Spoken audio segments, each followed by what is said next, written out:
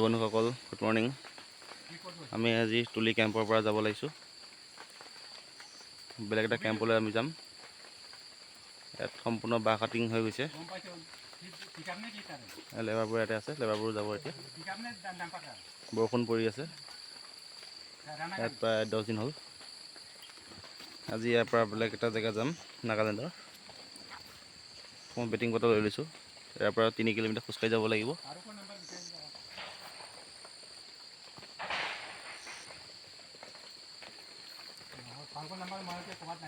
ইয়াত থাকিলোঁ, ভাল লাগিল থাকি। এতিয়া কেম্পটো ভাগিব লাগিব, এতিয়া ভাগা যাব।